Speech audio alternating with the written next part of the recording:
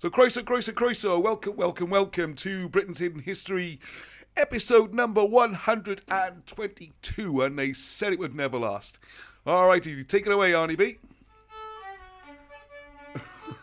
Great, he's on time and I'm not. Yeah, sorry, Marcel. I was so pleased with myself getting started, bang on 8 o'clock, and then, slight delay with the music. Gotta be more professional now we got more numbers. So, massive welcome to all those new people. I can see the numbers shooting up. And to all those people who come every week. So who is first online this week? It's Marshall Abrahams. Well done, Marshall. I'm very impressed. I don't know how you get on first every week. Brad, right behind you. Evening, Brad. Henno. Hello, Ian Briggs. Well done, Marshall. You're first in many eyes, yeah. Marshall, we love Marshall. Looking forward to her new book. Northwest Star Pow. Good evening from Hugh Evans, North Star. Hugh, his new book. She sent me a pre-release copy to have a look at, working my way through that. I will be reporting on it this week or next week. So well done, Hugh. It's fantastic work. There's Charlie John. Thank you. Thank you, Arnie. What was that? Still don't know. Well, it's some old Welsh folk song or something, so there we go. Right, we've got loads of people online now. Good. To give everyone, the sound gave everyone a little bit of chance for everyone to log on. So that's good. Who else we got here? We've got Marshall Ians, we've got John Enigma. Yeah, now all those people are new. The way the format of the show normally works, I think people will be looking at old episodes, so you got an idea. I do a news run through, and there's a lot of news this week, a lot of updates, so I whiz through that, and I give some links. I won't have time to go through them in detail. There's lots of things happening. Lots of people in the group doing things, which reminds me, there's one more news item I need to cover. And that was from Facebook. I just suddenly saw the name appear on the chat because someone raised a very interesting issue on the Facebook group, which is called Britain's Hidden History, as you might expect. And if you have a look on there, it's very friendly. It's keep your family friendly. And if people, we don't have any nastiness here. Remember that on the comments as well. It's a family friendly thing. Right, I found it from Charlie John. I shall copy and paste that. Oops, excuse me. I thought I was all ready to go. Look, let's say they caught everyone out. I was on time this week, and one of the reasons is, in fact, the main reason is because I've been away all weekend, and I prepared the show on Friday. I might do that again sometime, I have to say. Very different Sunday. When you not think all day trying to desperately get all the... It's not the content. With Wilson and Blackett and all the other historians we look at, Velikovsky, Fomenko, Cummins, Beaumont, all these kind of people. Wilson and Blackett are at the core, of course. Then there is a situation where it's not that, it's putting the graphics together and everything. So excuse me, I just remembered someone put a very, very interesting Facebook post, and because I was away, I couldn't get that into the show, and I want to talk about that one, so put that one down there. Right, it's very important. Yeah, and the reason I've been away, so a big thank you to... First of all, the people who organised the event down at Whitland, the lovely people I met. Clive gave me a scything lesson. Obviously, Elias was doing his presentation about the Dragon's Breath. Whitland, the district choir were there. There was loads of great stuff. And it's heartbreaking there weren't more people there. And they weren't able, for whatever reason, to get their publicity up in time. So get it in your diaries for next year. I'm really encouraging them to go every year because it's brilliant. And lots of old historical stuff. And I think their local archaeological trust was there doing a presentation. I'll put a little video up to get an idea, and I think lots of people would have enjoyed it if they'd had more notice, perhaps. Right, another note for your diary, because I'm going to slide up November the 30th with Danny and Lloyd. I've got to stop calling him Lloyd. We are looking at doing a Britain's Hidden History live event. I mean live as in we actually get to meet each other and say hello. We're in the same building rather than live every Sunday evening. So a big thank you as well to Richard Hall, obviously, for on the show. I'll put some details of that up. It's gone crazy. Memberships have gone up, and book sales, everything. It's like a real boost. We always said 2022 going to be the breakout year, and it's looking that way at the moment, which is brilliant. So, right, let's just say hello to see who's online a second. So look, yeah, no sound. All right, yeah, thank you. Yeah, so catching up with the comments. Hope everything's fine now. We're doing subtitles this week. Thank you, Gavin Lloyd. John Enigma, also for the hard of hearing. All right, thank you very much. Yeah. Give me a bit of stick is always part of the fun if you're new to this. Achmasay, yay, the sound's back on, right? Everyone, great to see everyone. Joy, Lego, you're not in work, you're live, brilliant. So's Richard. Fantastic. It's great to see these same people coming week after week after week. So it must be good. Right, so the main story tonight. Now, if you're watching this on replay, you might want to skip the news. So I'm going to try and do is put the chapter headings up and in the description, and you can click on the link and go to the main story, as it were. Because what we're looking at tonight, if you can see that, this is Alan Wilson. There's some absolute Wilson of Blackett genius, untangling British history, and he wrote this back in the 80s. And my bet, right, I'm a little bet with everyone now, because I know I've done this, is I've read this book. Oh, I make my own covers to keep it nice and pretty, just out of old wallpaper. It's not very flash, but it does the job. Just unfold that from Arthur, King of Glamorgan and Gwent. The other thing was all my books used to match, because I used to use the same pattern wallpaper, so all the books look the same. But yeah, I start doing that again. I don't know why I stopped doing that.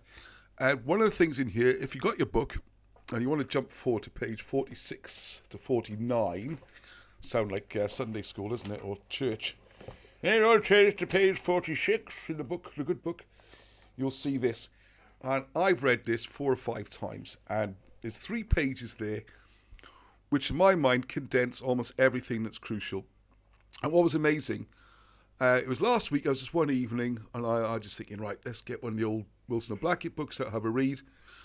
Just open on the page and like, boom, there's the topic, all right? That's what we need to do.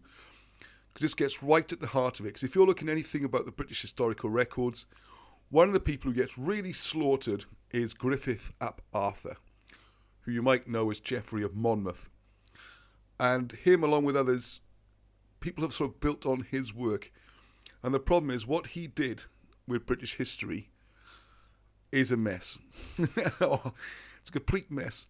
So if you go on, say, I don't know, Wikipedia or any mainstream book or something like that, what they'll say is that Griffith ap Arthur is just, garbage, it's pseudo-history, it's nonsense, it's a mess. And fortunately for us, because I don't think, no one else seems to have spotted it, and we're talking, including the medieval scholars and everyone, so this is written at least over 1,000 years ago. No one spotted what happened or worked it out before Alan Wilson. I mean, how weird is that? How weird is that? Genius is sometimes spotting the things no one else sees, but in this case, genius has been supercomputer brain to work it out, because what we have is a tangled mess of records. You've got to imagine this monk, this scholar, he's got all these old manuscripts and historical information. It's just in a great big pile. There's no dates on it, because they didn't use dates. The story was the thing. There's no concept really of dates in Welsh history, or British history in this case. And you've got this big pile of things, no dates on it, and you're not sure what came first or whatever, and you put it together in a long history. And people have worked off that. Now, most people go, let's load of junk, because we know some of it's wrong, it's out of order, put it in the bin. What Wilson and Blackett have done is say, okay, let's see if we can work out from what's there what happened. Why is it such a mess? What seems wrong? How can we compare it with other sources and straighten it all out? Now, if you've read the book before, you will know how clever it is. And I'm sure you've done what I've done. You read through it and gone, wow, that's amazing. Wow, that's amazing. I must come back to that. I never actually worked out what they actually did, because it seems really complicated. But because I put my marker down and said I'm going to do this week on the show, I putting together the graphics to try and think of a way of presenting this. As I was doing it, I got it. I can see what they've done. I can see how they've done it. It's not that difficult. And it just changes the whole ball game. Suddenly British history makes sense and it all fits and everything works. So we'll get to that after we've done a few news stories, updates. Who else is on? Albert Tickle. Hello, all. Hello, Albert. I think that's a new name. Worldwide Ghosty Pool. Hello.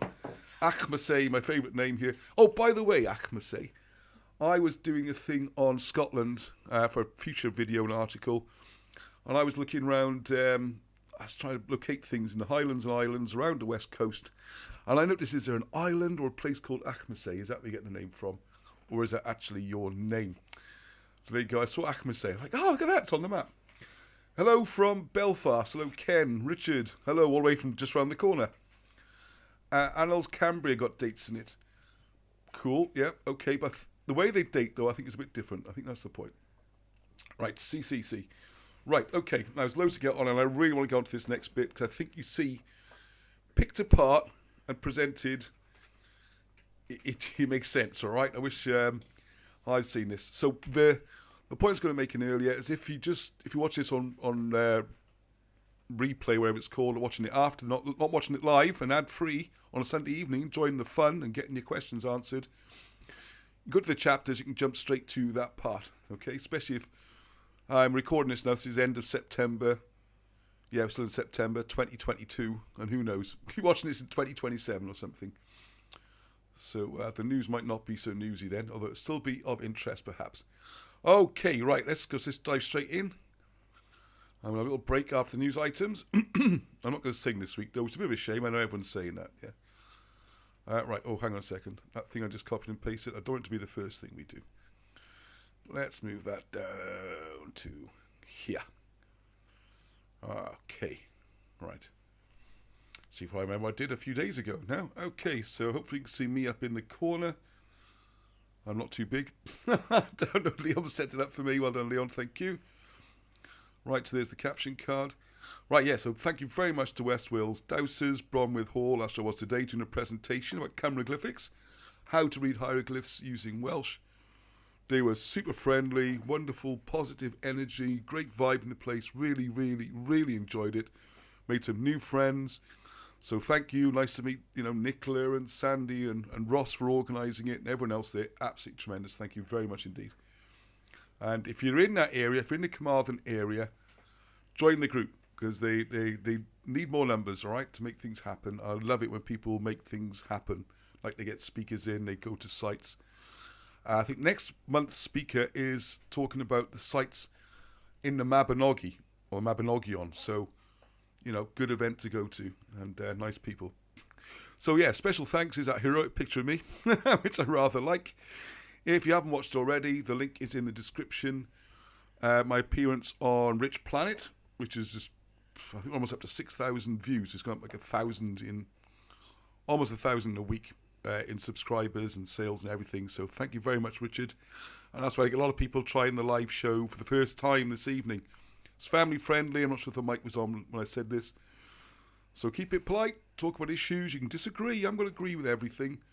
But, rather than you are what you are, it's like, well, I think this is, and talk about the issue, why you think it might be different, present some evidence, and have a civilised discussion, okay? With nice, good language, and keep it family friendly. Right, there's some of the messages sent to Richard Hall, he sent to me. I saw your recent film. Please pass on my best wishes to Alan Wilson, Baron Blackett. I'm not interested that much in the history, but I have watched all your films in them. I'd like you to let them know how much I appreciate their work. Alan's smooth tone and adorable accent made your interview seem even more enjoyable. And he has the head the size of a planet. Yes, he does. Incredible knowledge. I just wanted them to know how much I appreciate them and their tireless work. Thanks, Richard. And I've mentioned this because I'm in contact with Wilson and Blackett every week. Every week I send a bundle up. If you want to send a message, just email me. I print them out. Sometimes it's a big envelope. Sometimes it's not so big. Messages of love, sending them support. I send it all on, and I'll be back up there again in a couple of months, sorting things out for them. Let's not go too much into it. But when you buy books and everything from us, a share of all the revenue gets shared with them to help them as they're getting older. We pay for the stuff, get their house sorted and holidays and whatever, that kind of thing. The very least, the very, very least they deserve. But what makes them most appreciative is messages and seeing letters and things. You haven't even got to print them out or anything. I'll print them out and I'll put them in the envelope, all right? Let's keep them happy. Sometimes they get a bit down, and then it's nice for them to see how much support and love there is out there. Because try as I do, I can't get them to use the internet. I'm going to try again in November. We fixed the internet in their house. They've got a signal, everything's sorted. Might even do a live show from their house with Alan, all right? So we'll see how that goes. See if he's up for it. Probably is. Right. Now, quick question, yeah. Now, you might have noticed this week, if you've been following the videos, I put a couple up about St. Gennydd. So why is St. Gennydd so important and what's happening there? Right, a combination of things. Got to keep this short. When one of the great things Wilson of Blackett did was work out that the mounds of South Wales form some sort of star map, and this also ties in with the place names. Places you go to match with the star system. Now, St. Gennydd Common, very close to me. You can see loads of videos done on it. This seems to have been at the centre of all this, but this is a little bit of a red herring. And it's very rare. In fact, I think this is the only one I can think of where I question everything Alan does, right? Everything Wilson and Blackett. This is not some slavish cult, right? We question their work, we interrogate, we research, and he always checks out. One slight twitch on this one.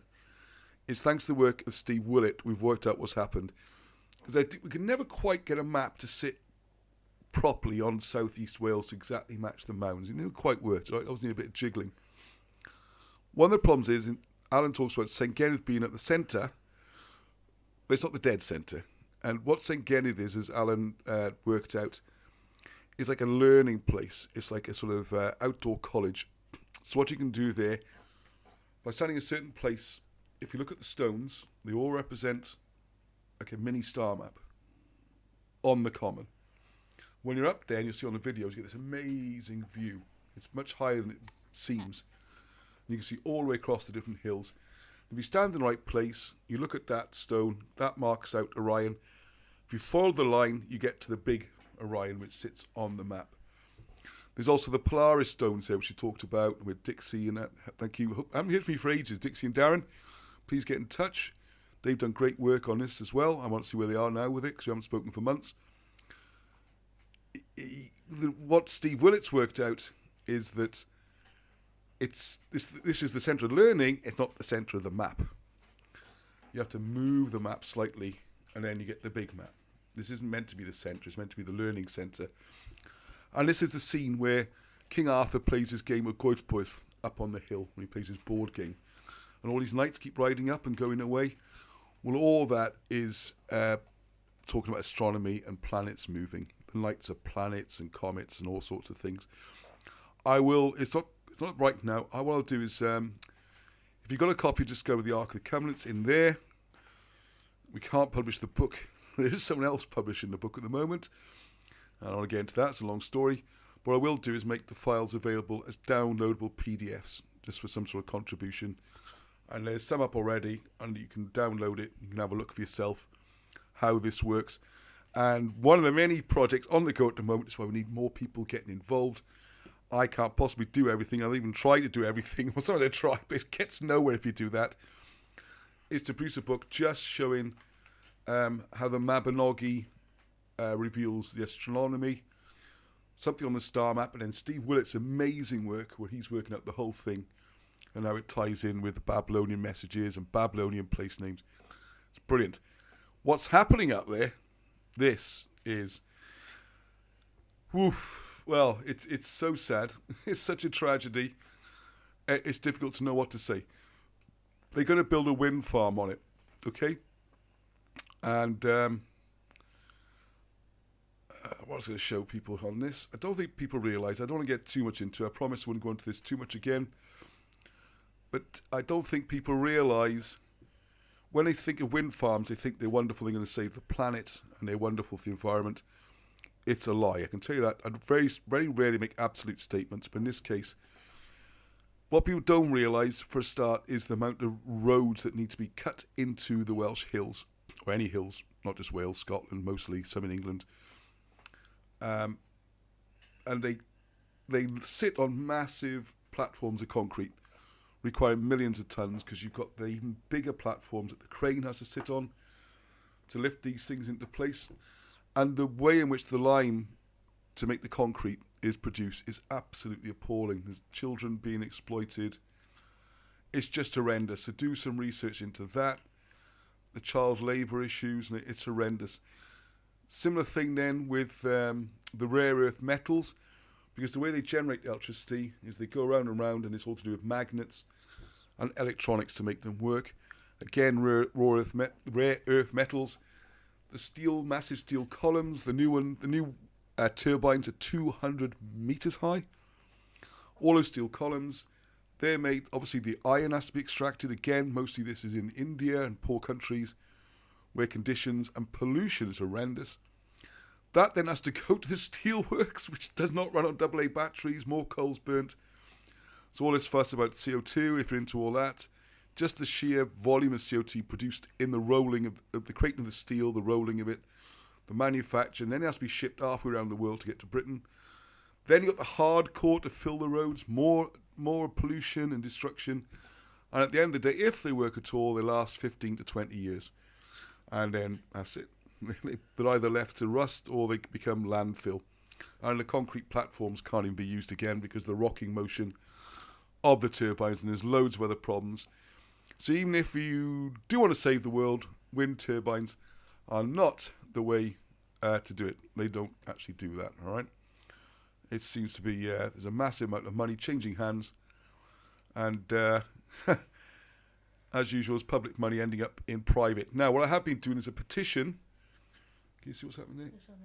What I'm doing there is a petition to at least get some recognition, because the problem is, as explained with St. Gennydd particularly, it's not just protecting the stones and the cromlechs up there and the burial cairns, this incredibly sacred site. It's that we're desperately trying to map them, because it's where they are is crucial. If you're trying to work out a star map, you can't move the stones around. And being up there seems almost impossible for that not to happen. So we're trying to say, please, please, please, please, please, whatever you do, don't move anything. Don't move the stones. And I'm not sure it's practical they can do it with that. All right. Now, I meant to hand this petition in a few weeks ago, but as luck would have it, I didn't do it then. And then the Richard Hall thing came up, a lot more people. So if you do want to sign it, we're currently on 580 signatures. It'll definitely go in this week, next few days. It takes you 30 seconds to sign that. It's very easy. The link's in the description, one of the first things you'll see. I'd like to get to 1,000 names, wouldn't it be good, really? You know, it's an absolutely crucial site that needs saving. And there are examples where these kind of objections do get sites stopped. Now, the main problem we have is not so much the turbines themselves, although they're pretty bad. Those great big carbon fibre rotor blades, very production intensive. They also end up getting landfilled. Anyway, stop going on about that. What I want to do with this is then get this petition in and at least try and do something, because sites do get stopped. Oh, yeah, that's what I was going to say. Yeah, we were promised August, now the end of September. When I went to the last consultation, this August, they would produce a map showing where the roads go. Because the other problem is hills are this shape, and the big trucks can't get up them. So they have to gorge roads through the hills. It's shocking. And I will say, sort of Bob Morgan, one of the most prominent and active members of the Britain's Hidden History group. You can be an active, prominent member as well. He used to work in this industry. Before that, he put up communication towers and mobile phones, and he's a surveyor. He's done it all his life, all around the world. And when it came to doing the wind farms, he thought, this is great. I'm saving the planet. Isn't it wonderful? You know, windmills making electric. Who's going to possibly have any problem with that? Up on Mine of the Gair, which is where the ancient British kings are buried, and a monument to the soldiers and all these crucial sites. They're putting a wind farm, and on one particular occasion, they're going to put on the access roads, which have to be very, very deep and filled with hardcore, which needs quarrying. So another hill gets destroyed to provide the rubble and the stones. They want to go straight through a burial mound at Tuin. Bob objected and said, look, we can go round, it won't cost us any more, it's easy to do. Said, no, it could lose us a whole day, just go through it. And he walked out and resigned in protest. So well done him for standing up, down the strength of his principles. But this is what we're up against. The pretty brochures and all that all say how careful they are. Like I went to the consultation, I'm just saying, yeah, we stand by them, and the driver was like taking off an inch at a time to make sure there's no archaeology. I've talked to many of these drivers. That's bunkum. They go in, they're against the clock, they get paid to get that road from there to there, and they can go home and have a pint.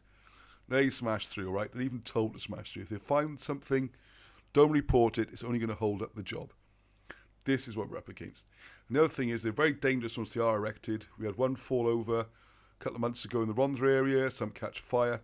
Another bizarre one that Bob was telling me about, which I've never seen reported, is particularly in the cold weather we're approaching, sometimes they collect ice on the blades, like you do with aeroplanes. So what they do, the electronics, which again needs rare earth metals to make them work, he goes, oh, hang on a second, the blades are getting too heavy.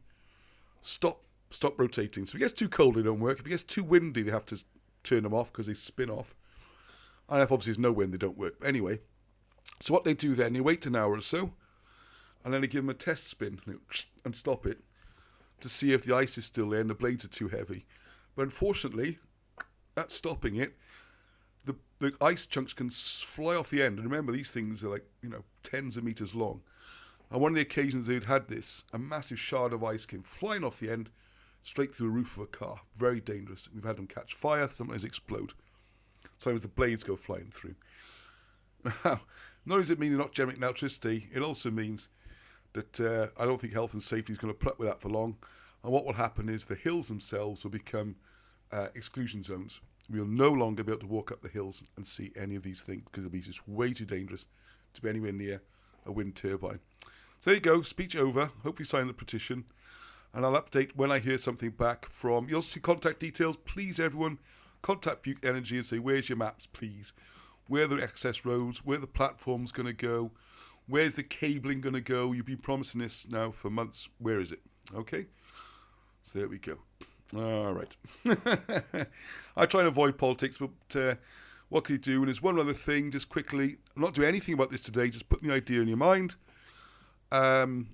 We do something about it now, we lose it forever. If you're in the St. Peter's Church, if you know what Wilson and Blackett did, they bought this ruined church back in the late 80s. They did archaeology in the early 90s. 7 layers of church, all the way back to 1st century. Incredibly important site. It's up on a hill and it's just getting trashed. And every time you go back, there's less of it. We have put some surveillance stuff in there. Anyone watching this? We now have cameras well hidden. So you find the cameras, what can we do about it? Thank you, Alan Rees, for contributing the camera. He gave that out of his own pocket. Could do with a couple more. And then hopefully we can see who's nicking the stones. We've got our suspects. So here's an example.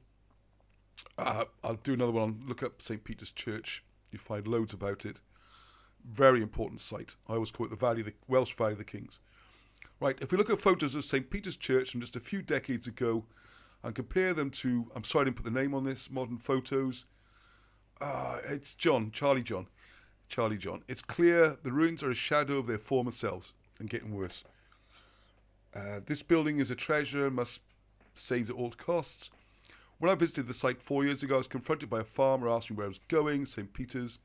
You're nothing to do with that Wilson bloke, are you? And it does seem to be a deliberate attack on the site. There were protective fences put around it, and they got taken down by the farmer. There was a court case over it, and it's just... it's a scheduled monument. Wear a CADW when you need them, as they say. Anyway, never heard of him. It's okay, it's over there. He's blocking visitors. It's a public path, public access. The property is owned. The land around it is owned. It's up to us if we want to do anything. All right? I can't do everything. I need people to get involved and do things. And there's a good discussion on Facebook group about things we could try and do. Anyway, when we arrived, the fence and gate was gone and a cow was grazing in the middle of the church. A while back, I saw a video or a photo of a Roman building in much the same condition as St. Peter's is today, but the missing parts of the wall and roof have been replaced with wood. I don't think the wooden structure was supported by the masonry, but was self-supporting. The same can be done to St. Peter's. Yeah, I like to protect the whole thing. Wilson and Blackett described it as the St. Paul's of the Dark Ages. Perhaps this can be done in stages, help make good the masonry, build the walls, all the things CADW should be doing, fit the roof, make the whole thing secure. We have thousands of subscribers now, and I'm sure many will have the skills to carry out the work on a voluntary basis. So it'll be the cost of materials only. The biggest obstacle, anyway, it's time to do rather than talk, to save our heritage so our children and grandchildren won't have to say there used to be a church here before the houses are built. We have to do it. No one else is going to do it. The difficult thing here is getting the clearance from CADW, because it's this double bind, you see. So they schedule it, which means you can't do anything, and then they don't do anything. So the sites slowly rot or have trees, unless it's Roman or Norman, of course. And then like Caerphilly Castle, I'll put a video up during the week. It's grotesque. It's like this enormous... I worked in outdoor advertising. That's where my career was, selling advertising space. And one of the biggest poster sites I've ever seen is just CADW in huge block capitals dominating the centre of Caerphilly. I find it appalling. It should say Caerphilly Castle on it, shouldn't it? Or something like that. But there you go. I haven't got time to discuss this one. You can have a look at this. We will do more about Scotland's history as well. Origins of Ancient Near Names. Good article. I think the person who wrote it's in our group, and that's why I sent it. Oh no, it's 4 years old. Stephen Keith. Names in Scotland. I want to go on to the main one. Yeah. All right. I don't normally do this much politics. All right. Oops, sorry. I'll do it tonight. I'm sorry if you're new to this. I've been getting right back on this lately. But it just so happened this week a few things had come up, okay? And it is interesting to see. Hang on a second. I'm just going to try to open the window with this in. Yeah? What's that?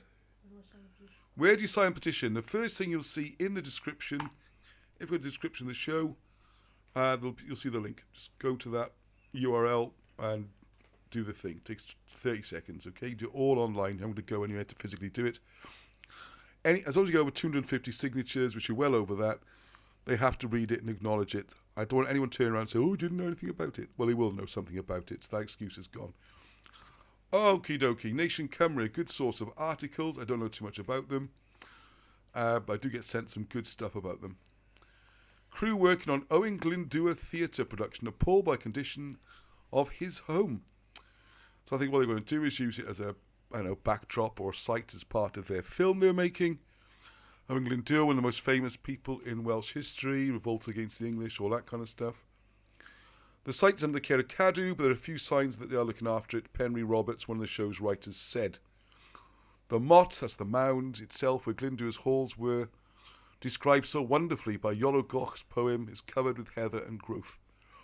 What other nation would leave a site of national importance in such a state? They're too busy doing the Roman and supposed Roman and Norman sites.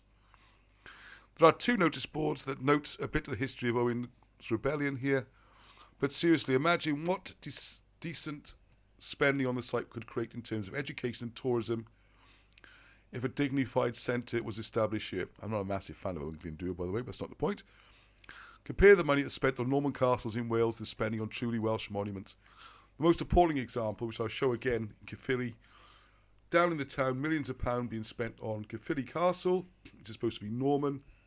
Maybe it's not, though. The Clares might actually be Breton. That's another story.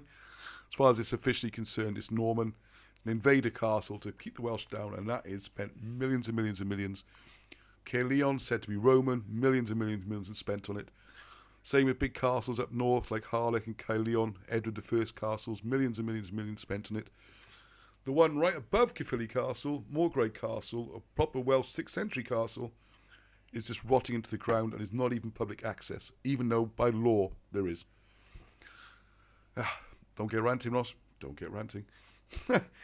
Yes, Norman castles, which remind us daily of our humiliation as a nation. I might not go that far, but they are pretty cool castles. Anyway, this newspaper is a Welsh independence paper. Another problem was the lack of signage. Yeah, you wouldn't know where any of these places are. If you watch the videos, where you see there's a whole playlist of visits to the sites, you'll find that there's no signs anywhere. That's why the videos are useful, and we're going to produce a little guidebook showing you how to find them, because there's nothing on the official maps. So the lack of signage to direct you towards Sycharth, Penry Roberts said, saying that they followed a small narrow road to get there without any signs of any kind. Why does CADW, or whoever is responsible, want to keep this site a secret? It's wonderful. This is where Owen Glyndŵr was. CADW told Golwg in response that although a registered monument, Sycharth is the private property of the Llangedoin estate.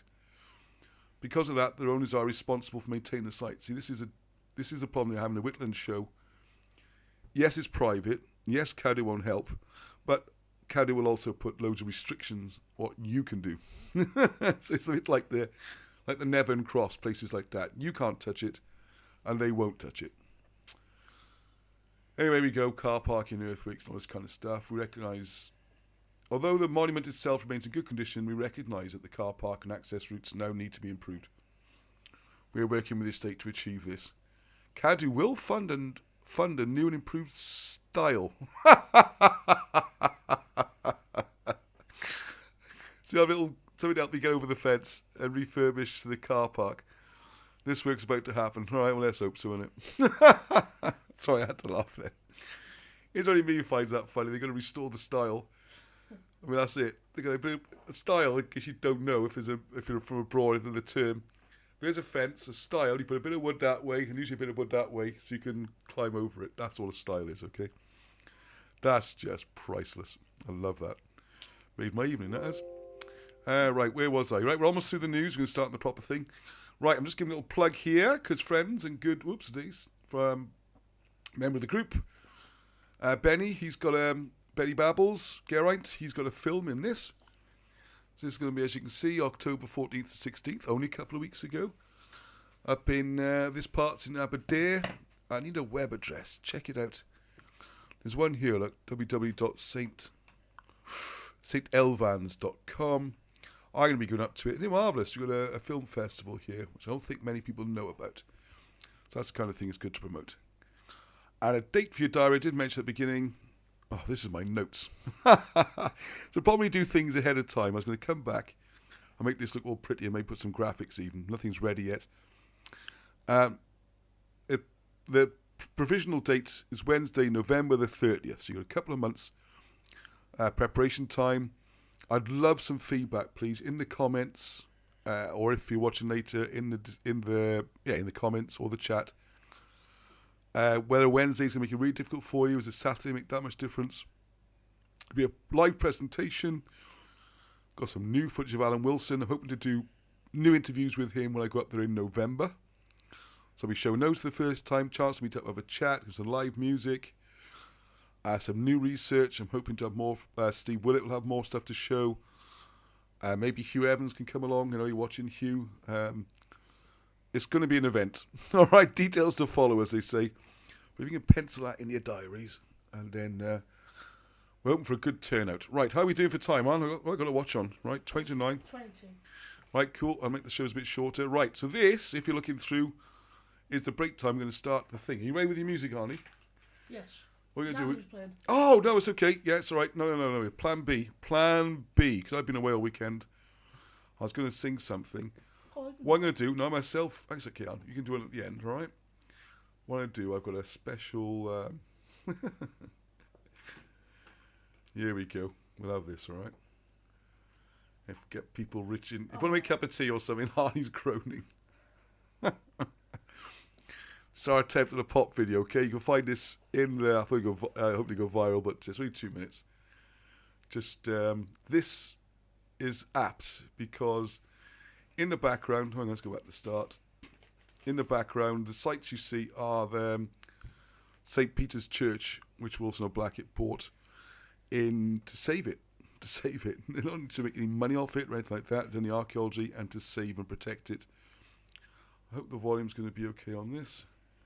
Let me know if it's too loud or something, all right? Okay.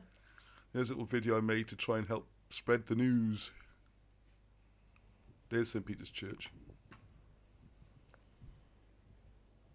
Yeah, and thank you for the help making the video.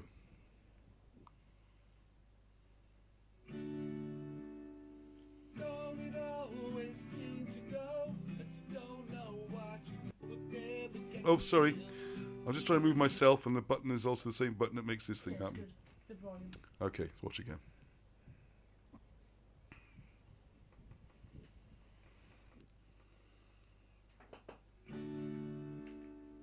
Don't it always seem to go that you don't know what you got till it's gone? Destroy paradise, fill it with winter vine. They're a new type of factory, right on the whole nation. With 1 million tons of concrete and a whole load of power station. Don't it always seem to go that you don't know what you got till it's gone?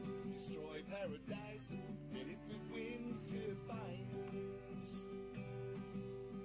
Took all the stones, they made a stone museum. Then they made damn sure that the people would never get to see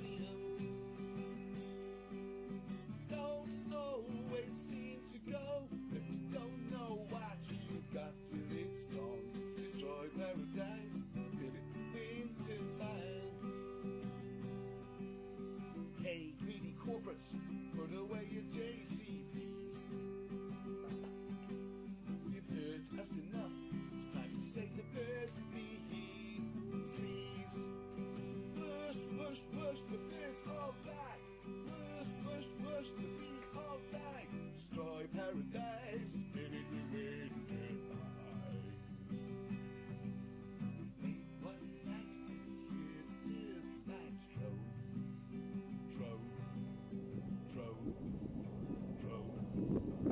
Be too late, then no point in having a moan.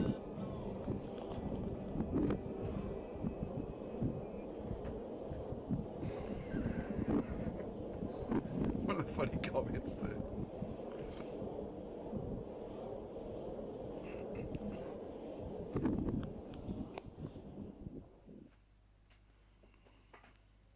Alright, there you go. You see links. If you just go to the channel, it's a bit weird watching yourself, isn't it? If you, I still get used to that. If you go to the search feature on the channel and type in turbines, you'll find out loads more information about it, where they're going, all that kind of stuff. So if you're new to this, it's been going on for a year or two now, trying to... That, by the way, all those turbines you saw there were all shot from where St. Peter's Church is. That's just one small part. And to put it in perspective, Wales already produces almost 3 times the renewable energy they'll ever use. So why do they keep building them? Very strange indeed. Right, on to the main history book. Let's just do some comments. Hang on a second, excuse me. Can I just... I'd like to do a little bit of... Hang on, you're okay there, actually. Hang on, what I'm going to do is jump on here. Let's catch up with the comments tonight. God, it's so much different when it's... let's go back a bit, see the comments. Once a strange experience looking at the stars. Another comment that made me laugh. Hang on, who put that funny comment?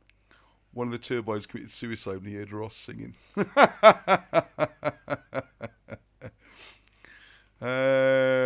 let's have a look. Yeah, thank you much. Emu Cat was a buzz to see Ross rock the Rich Planet show. Well, thank you very much. Whacked it for 6. Well, that's great, thank you. I can't see the petition links underneath. Oh, I am sorry. I'll stick it back in again in the description. I thought it was there. Where do I sign the petition? Great. I've probably put it in there. Right, hang on a second. Too many people are asking. It's got to be my mistake. Hang on a second. Did I not save the changes? Aha. Oh, I was dangerous doing that in the middle of a show. Hope I haven't ruined everything. Yeah, you're right. I didn't save the changes. It's supposed to be the first thing in there. Should be there now. It'll pop up like magic. Good idea. One of my recent videos on the royal law. Oh, yeah, I'm a bit behind. The Marchel's a new video. Look out for that, please. Read something. The castle was built on the prior. Yeah. I'll do another follow-up on the St. Peter's.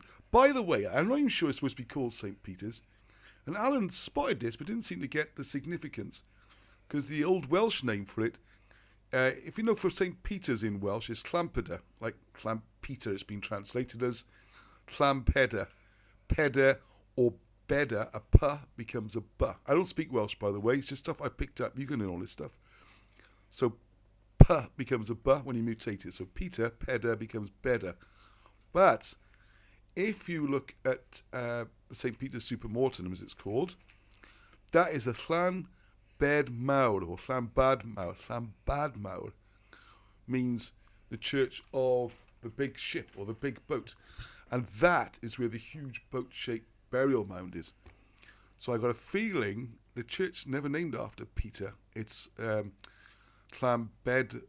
It's named after the large boat-shaped burial mound, which is where all around there you'll see burial mounds, and Alan Wilson's worked out quite a lot of them are burial mounds of the ancient kings from the heroic age. We'll stop using this term Dark Ages, right? We're going to call it heroic ages. The heroic age where the kings are buried there, right back to CADW, who was one of the first Christian kings in the world, the one who made the famous speech in Rome and was in command of the resistance against the Romans back in the 1st century, also buried on that hill. It's called Caercaradoc, which is a bit further away from the church, only about a mile. And what you'll see is there, we've got to do more videos on this. We've done some just to show you how the fortress works. because you've got the main access road where the armies would have marched past. You can still see the footings of some of the towers. This would have been the whole hill would have been a fortress. Like I said, in the hot weather, you can see outlines of where the town was, and then just down the hill, you got Trefran, and this is again Bran the Blessed, one of the first Christians in the world. B becomes a V, because it's easier to say, Llanfran, better than Llanbran. It's just a Welsh thing, it sounds nice. It's called soft mutation. So you got Trefran, there's still a farmhouse there called Trefran. And then right next to it, then you got Llanilid, Church of Ilid, he of Galilee. Was that Joseph Arimathea? Is that Jesus? Is it son of Jesus? But it's certainly, well, possibly the oldest church in the world. It's around, this is mad what we're up against, right? If you've seen the videos, what you have is a high bank circle. They call it core. It's the source of the word. It's where the word choir comes from, and even church comes from this. All comes from this core, meaning the circle, right? So what you have, this banks, and it comes down, it dips in the middle like this, like a huge upturned saucer. So it's mostly flat, and it goes up, and there's a ditch. Now, one of the videos you see, we're testing the acoustics there, because it's great. Unfortunately, we've got trees planted all over it. We got rid of the trees, a proper bowl. I think the acoustics will be fantastic. Great place. Went there with Dr. Pigeon, and you can do sermons there. There's like people sitting around, the choir's running 24 hours a day, because it's one of the perpetual choir sites. It would have been fantastic. Absolutely fantastic. Look on the official guide, and it's right next to Llanilid Church, which is still there. The site has been built on again with a more modern church. This is, I would say, probably one of the most important Christian sites in the world. It should be UNESCO World Heritage Site, this massive bowl, which should have been one of the first churches ever made. And if you look in the guidebooks, it's called a Norman Motte and Bailey Castle.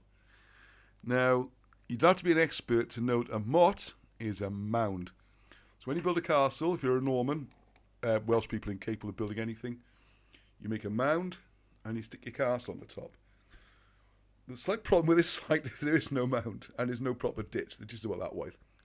You step over it. So it's not even a moat. That's the Bailey missing. So this one, it dips down. So if you were in the middle, you are in the worst possible position, because everyone coming up the sides, you're the one at a military disadvantage. And there's never been anything found there, not a scrap of evidence, to support the idea of Motte and Bailey. Look it up, you'll find officially it's Motte and Bailey. This is the kind of madness we're up against, okay? Right, looks beautiful. Do you see the windmills? Yeah, and the sound of them as well. Whoosh, whoosh, whoosh, whoosh. Horrible, horrible. And we wouldn't mind if it was saving the planet. I got children. I want to save the planet, all right? But these things don't do that, okay? Richard, I recently visited the earthwork in Llanilid, an amazing place. Yeah, it really is. It's fantastic. Right, okay, everything else okay? New viewer, welcome on board. Hey, you got a Gooner. All right, mate, Gooner. I used to live in London, didn't I? All right, mate, that's the Arsenal, if people are wondering. They're Gooners. Saw your Richard Hall video, mind-blowing. A lot of what I'd thought we'll be watching. Bloody Romans. Uta be a Gooner. I used to have a girlfriend who was I was a football widow, because you go all around the country watching the Gooners. And I go and do the rugby. So Saturdays was like that. But I was, unfortunately I used to be a Liverpool supporter, and I was a member we won the league on Merseyside. Anyway, enough football banter. Welcome aboard. Good to have you. Right. Get back into football. I'm trying to wean myself off football, okay? The only thing I watch on BBC is Match of the Day. And I'm trying hard to wean myself off it, so I never watch any BBC, but anyway, that's another thing. Right, okay, let's get back onto this history, because this is, I have to say, right, I don't normally say this. In fact, it's the first time I've ever said it. I'm very proud of myself for working out what Alan Wilson is trying to explain here. Don't forget, you got the Cymraglyphics, I wrote a book on that, but that's already there. They've done all that. This is similar in that it's really clever. Now, I need to put a link up. The PDF of these 3 pages will be available as a free download. Actually, make them free. Yeah, we're going to charge £1, but have them free. I want everyone to read these 3 pages. It's. I want you to see them as well. I'll tell you what, I'm just going to hold them up a second to give you an idea. What we get in Arthur King. It's small print. And it just explains how it's all wrong, how he moved it around. This goes here, that goes there, the F goes everywhere. That is the key to all British history. That little bit there. But as you can see, there's no diagrams.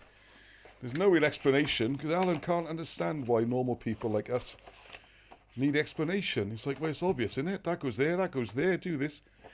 It's like doing a jigsaw face down, and you don't know how many pieces you should have, how many pieces should be there, how many pieces are duplicated, and you've got no picture to work to see what it should look like. That's what it's like. All right, we're having a go. So what we have, first we'll look at the old Welsh records, all right? So this is the main sources we got for this. We got the records of Hywel Dda, again, Whitland, where I was on Saturday. Not much fuss made about that. The whole of Whitland should be up about it. So you've got court records of Hywel Dda in this book. See if you recognise that one. Book of Llandaff, Liber Lorendis. It's unfortunately held in, which one is it? Lichfield? No. Tylo? Anyway, another cathedral borrowed it a few hundred years ago, so hasn't given it back.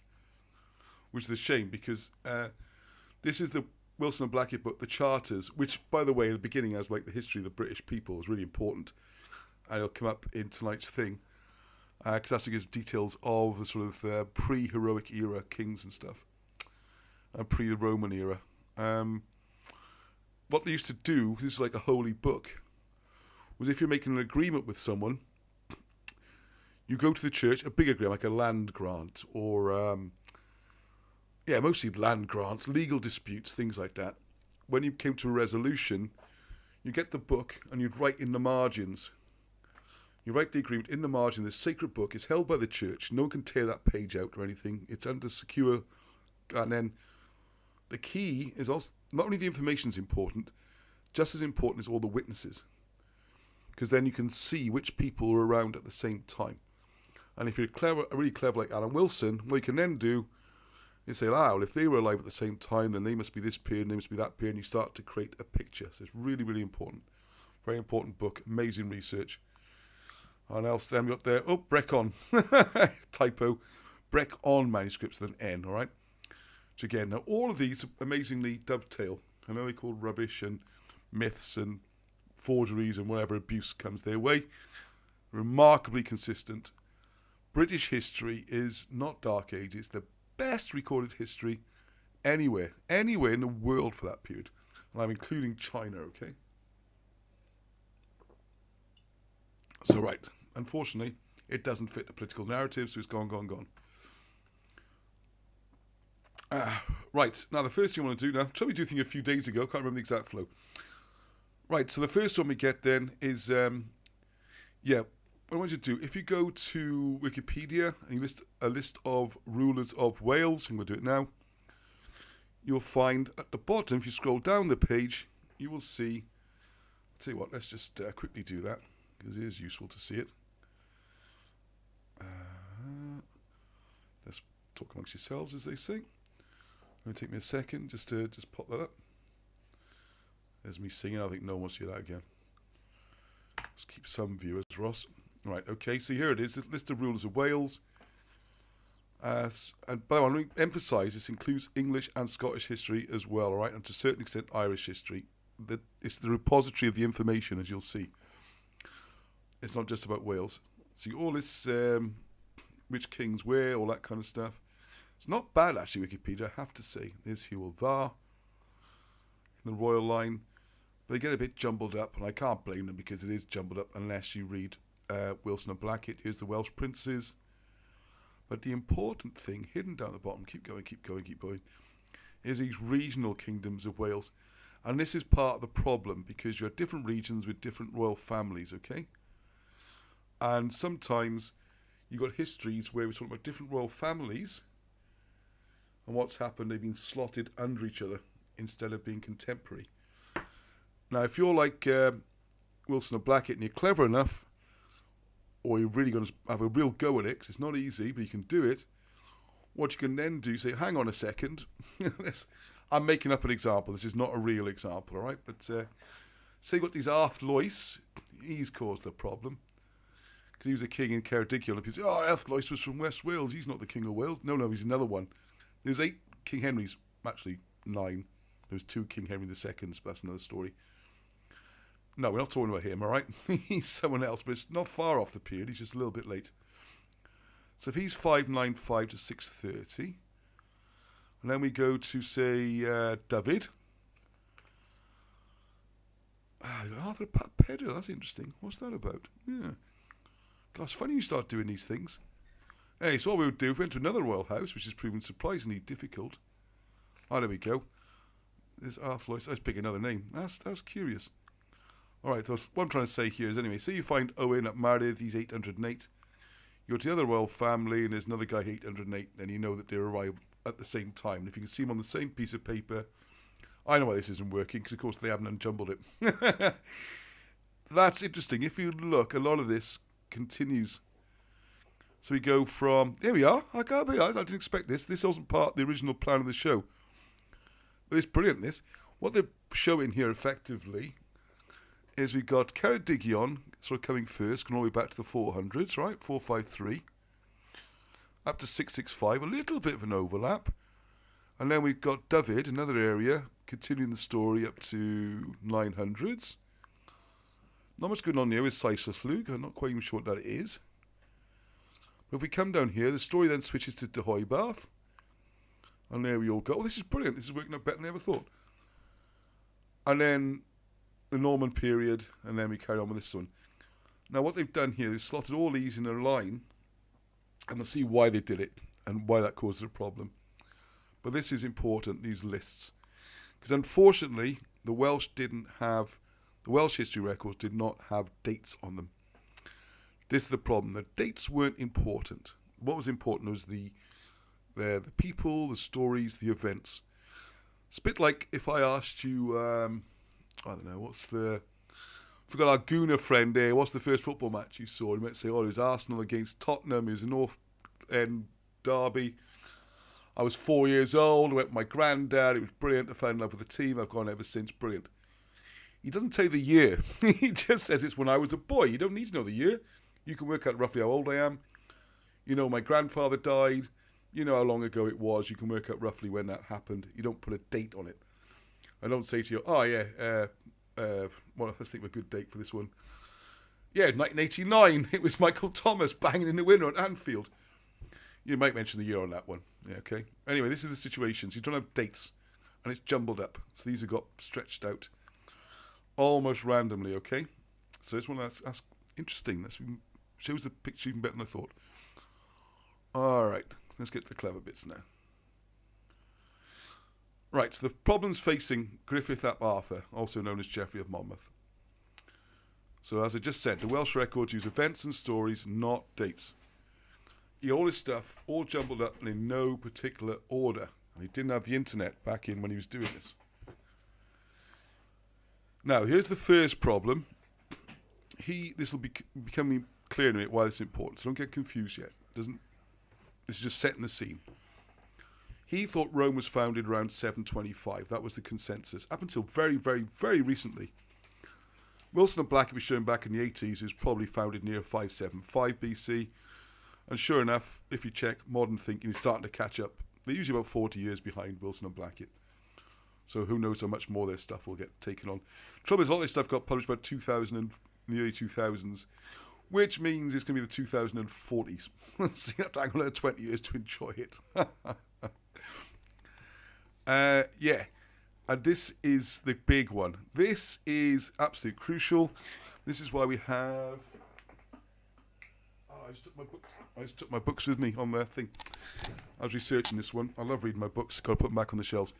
The date of Troy is so important. It cannot be over-exaggerated how important the date of Troy is.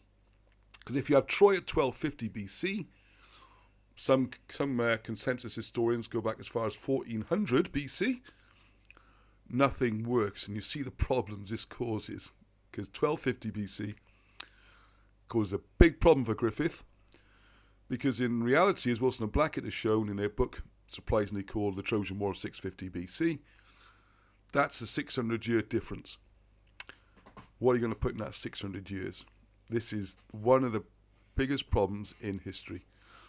For most of the Mediterranean, there's nothing there at all. This is called the Ancient Dark Ages, and I love it because people spend their whole lives researching the Ancient Dark Ages. Why is it nothing happened between 400 and 600 years? Nothing. No pots, no buildings, no events, no history. It's a weird time. And I think his name's, what's his name? Eric Prince, I think his name, something like that. I should look his name up again. He wrote a load of books about these ancient dark ages. You must have heard some of these theories. It's like when you're making bronze items, you need a lot of elements. You need copper, you need tin, trace elements of arsenic and other things.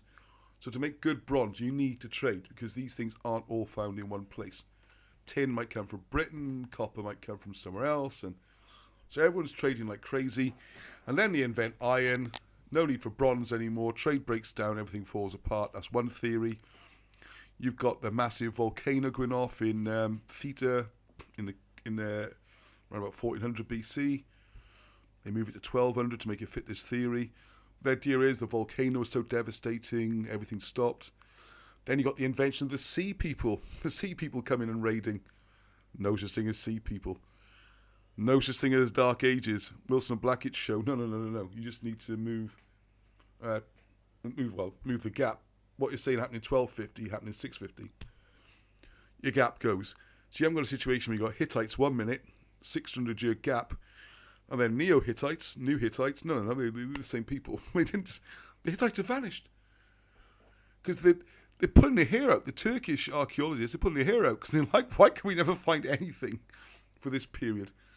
And there's a long story behind it. It goes back with the mistakes in Egyptology, dating, and Manetho and all that. Not going into all that tonight. The point is, all historians are trying to fill this 600 year gap with something. And of course, once you do that, it doesn't work. Right, so what we got here, the actual period we're talking about. Hey, there's fancy graphics this week. I might prepare in advance again, because it's quite nice having graphics. So he thinks the period we're looking to fill before the arrival of Caesar, Julius Caesar, supposed to have arrived about 55 BC, before he got kicked out off the island, Cassavelius, all those. He's trying to find who were the British kings going all the way back to 1250. All right?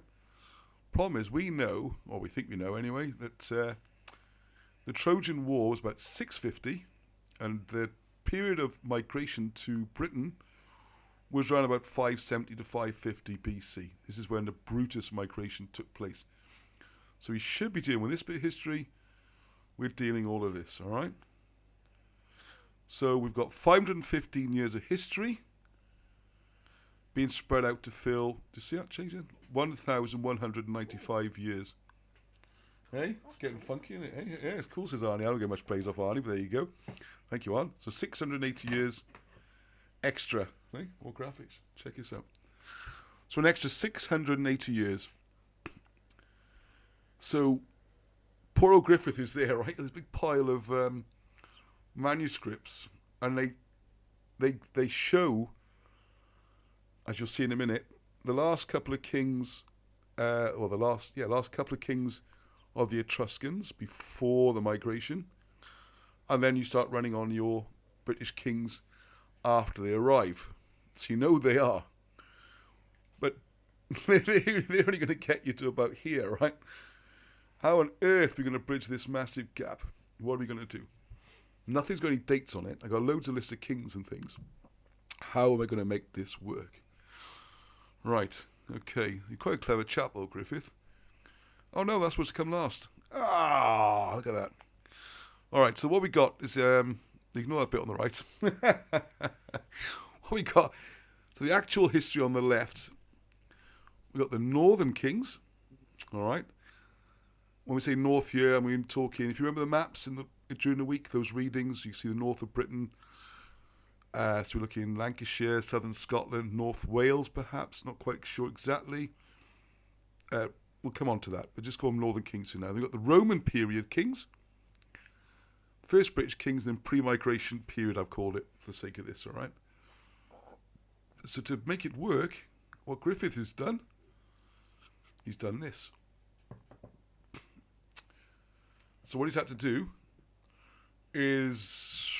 It's a bit confusing. How you done that, Ross? The first British kings. Everything's messed up. Sorry, this history... This should squeeze in level with that, all right? You've got the first British kings, the northern kings, and the Roman period of kings have been taken from there, and they've been shoved before here. So we've got this crazy situation now. To fill the gap, what the Roman period of kings have been shoved back in history, and the northern kings have been shoved back in history, and they fill this pre-migration period. So there's no longer a gap. I hope that makes sense. The problem is, it's a bit jumbled up as well. So at this stage, most people give up. And the academics will be doing this, right? And saying this is a joke. You can't use this, it's all nonsense. Let's carry on the propaganda of the 18th century, and we're going to chuck the whole thing in the bin, okay? That's the standard one. But in our team, batting for us, fortunately, we got this grumpy old git who's saying, well, I can work it out. What's so difficult about it? He can't even see the problem. We're already confused, and I'm trying to simplify it. We got him, Wilson. Let's go back to the beginning, all right? So we're going to see, if you know the story, hopefully, the way the British migration goes is they left the Middle East. You got the biblical period, things like the lost tribes, as Alan says, they were never lost. They always knew exactly where they were. That's at least part of the people we're talking about. The ones referred to in ancient Assyrian texts as the Cymri. The Greeks call them the Cimmeroi. Today we describe them as the Cymri. If you look at the works of E.O. Gordon, she, as it turns out, says that the Crimea is named after the Cymri. It's the Cymria. You got places in the Balkans called Gymri and things like this. This is where they moved to. Anatolia, where Troy is. Not the same Troy as the 1100 BC Troy, the one in Britain. Eamon Wilkins and the work Marchell is doing, that's a separate story. These two have been conflated into one. We're following what happened in the Middle East. Alright, so in the Middle East, the story was then, at the fall of Troy, whether with or without the permission of the Greeks, depending on how you read it, I'll show you a bit more of the story in a second, Aeneas, he departs to Italy, and he takes half of the Cymri people with him. And these are the ones who become the Etruscans. All right? First thing he does, he makes allies with the Latins there, whoever they were, I don't know if that name's appropriate, and they killed Tarquin, who was in the Roman records as a Roman king. It's a weird thing with Roman history, okay? All the bits which I would say are incredibly suspect, like a lot of Tacitus and Julius Caesar's Gallic Wars and things like this, are even ancient, dodgy stories, all that kind of thing. If you go to mainstream historians or students, they're like, every word is studied. It's like the Bible to them, you know. It's like every sentence analysed and studied. It's not treated at all like propaganda. It's like sacred texts. And the problems we have is things like British history is measured against these sacred texts. The irony is that this is also part of Roman history, but that's all called myths and legends because it supports the British history. It's that bonkers. So the bits that fit with British history are called myths and legends because, well, think about it though, how would you have people making up a fake history in Roman times or Italy that matches the history being faked in Britain? There we go. That's the official version anyway. So after Aeneas comes Ascanius. Remember this name, right? Sylvain, very important, very important. Brutus, very important, yeah? Very, very important, of course.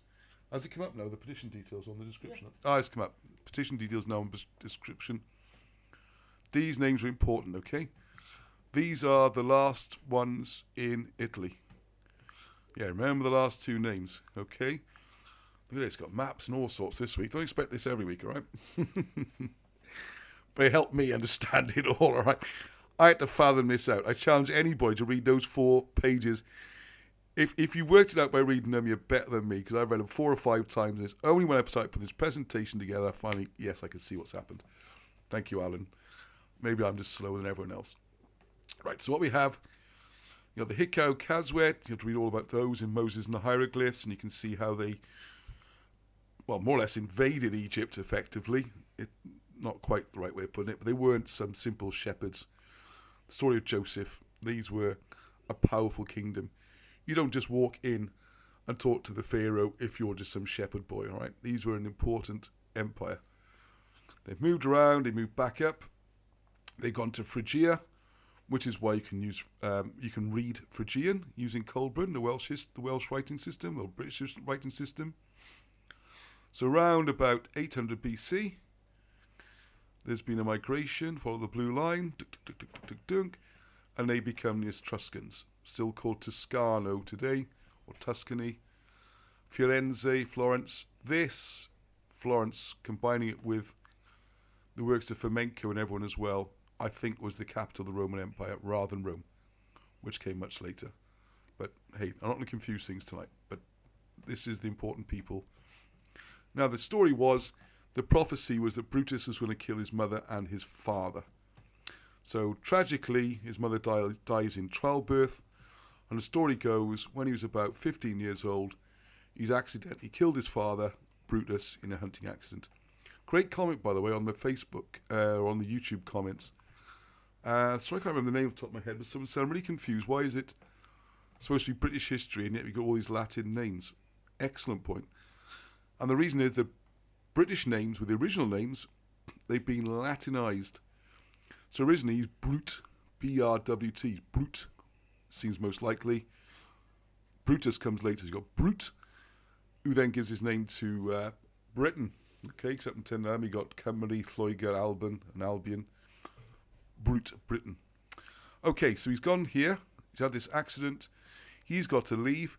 Martial would say that, and he didn't come all the way back to collect them, he would have sent word, which makes sense, and it all rendezvoused somewhere here, and you've got, this is where the famous stela, the stone, where all this is spelt out, once you can read them, which is pretty easy.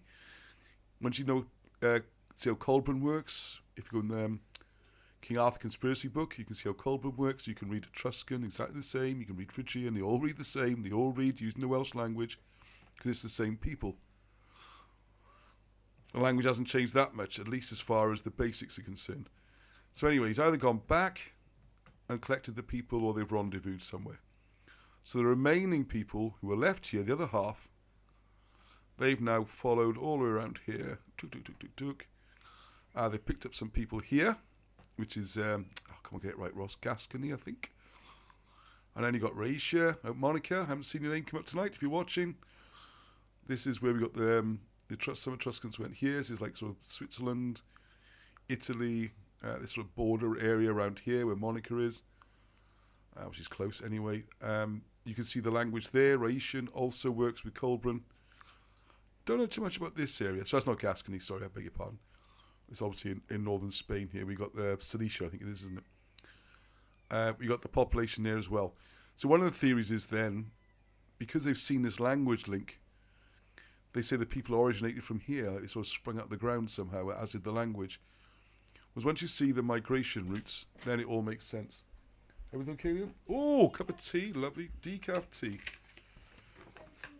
And some water. Oh, look at this. I got my two young boys helping me. Thank you, boys.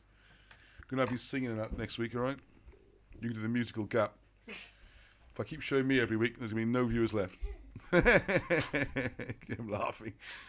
Right, okay, so then we end up with this western area of Britain, which I would include Cornwall in, but on Alan's maps, at least back in the 80s, it's more this area. And I think later on he explains where Cornwall comes into it. Okay, so this is what we're talking about, all right? This Brutus migration from Rome back to Troy, or meeting somewhere and coming back up. And this is where British history starts. This is the cue thing. There's the Gascony area. The story is then they first land around here, around France, southwest of France, to re-equip, meet up with people. And the local kings are not having it, and they're trying to drive them out, and there's big battles and terrible fighting. And one of the things that happens is one of the... Oh, yeah, I remember now, yeah. Trouble with preparing in advance. One of the people who dies... I should be reading this from the book, I haven't even looked at it. Let's hope my memory works. You've got to test your memory, and the more you talk, the more your memory works. I got the Battle of Turon here. Yeah, I've got to show you this, right? Because in the stories... Let's see if I get the details right.